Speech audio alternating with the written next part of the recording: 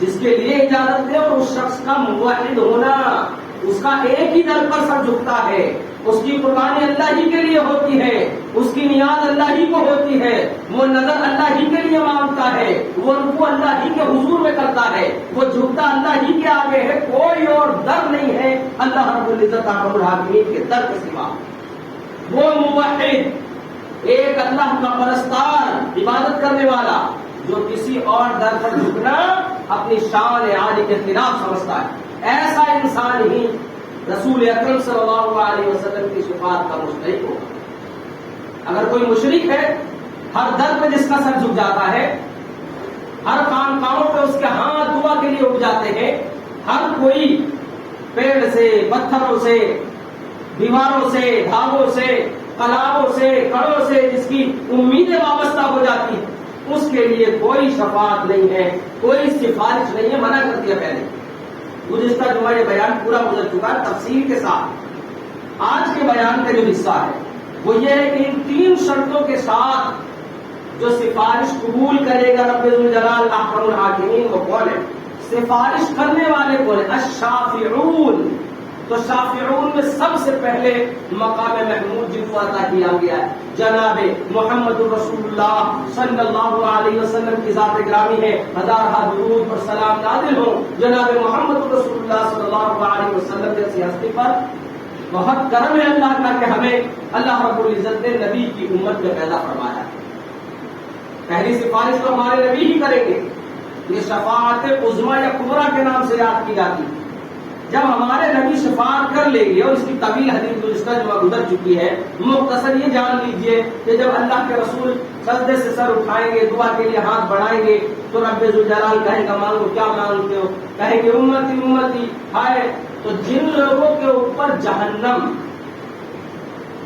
واجب ہو چکی ہو، تو اللہ ان کے لیے کہیں گے جاؤ جن کے دل میں گندم کے دانے کے برابر بھی ایمان موجود ہو۔ ایمان کسے کہتے ہیں؟ بڑی سمجھنے کی بات۔ وہ 6 چیزیں جو ارکان ایمان ہے، بچوں کو سپاروں میں پڑھائی جاتی ہیں، آمنت باللہ و ملائکتہ و کتبہ و رسلہ والیوم الآخر قدرہ و خیرہ و شرہ۔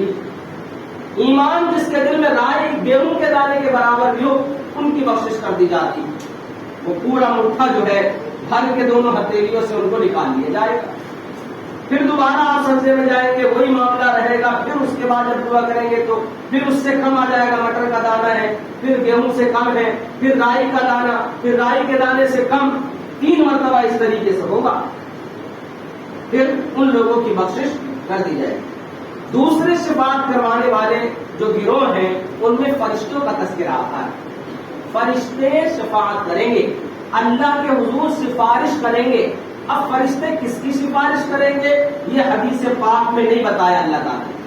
جناب محمد رسول اللہ صلی اللہ علیہ وسلم نے اس کا تذکرہ نہیں کیا، بس اتنا کہا ہے کہ جب فرشتے سفارش کر چکیں گے تو ان کی سفارش قبول کر لی جائے گی۔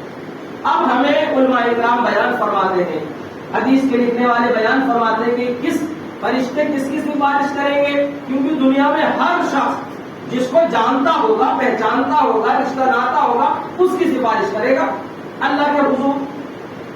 لیکن فرشتے کس کو جانتے ہیں؟ اب یہ سوچنا ہے کہ فرشتوں کا ربط کس کے ساتھ زیادہ رہتا ہے۔ کون راتوں میں نوافل پڑھتا رہتا ہے کہ جس کو فرشتے لکھ رہے ہیں؟ کون جمعوں میں پہلے آ جاتا ہے پہلی صف کے لیے کہ فرشتے ہمیشہ اس کا نام پہلے لکھتے ہوں؟ اسے جانتے ہوں گے، ہر جمعے کو اس کا نام پہلے لکھ رہے ہیں۔ یہ قیاس کیا علماء کرام نے کہ فرشتوں کا ربط جن کے ساتھ زیادہ رہے گا، فرشتے ان کی سفارش کریں گے کہ اللہ تعالیٰ یہ وہ بندہ ہے کہ جو ہمیشہ اس کام کو کیا کرتا تھا، اور میں لکھتا تھا، میں دیکھتا تھا، لہٰذا اس کی مغفرت کر دی جائے۔ بہرحال اللہ کے رسول صلی اللہ علیہ وسلم نے اس کے تعلق سے کوئی ذکر خاص نہیں فرمایا کہ وہ کون لوگ ہوں گے جو فرشتے جن کی سفارش کریں گے۔ اللہ کے حکم سے ہوگی، اور اللہ اجازت دیں گے تب ہوگی، جن کے لیے اجازت دیں گے ان کے لیے ہوگی سفارش۔ اب جب فرشتے کر چکیں گے تو اس کے بعد شہداء کا نمبر آتا ہے۔ اللہ رب العزت احکم الحاکمین کی راہ میں جنہوں نے اپنی جان کی بازی لگا دی، اور یہ کہنا بڑا آسان ہے، لیکن جب کرنے پہ آئے تو بڑی مشکل بات ہے۔ کلام مجید میں بار بار اللہ کہتا ہے تم لوگ جہاد کی مانگ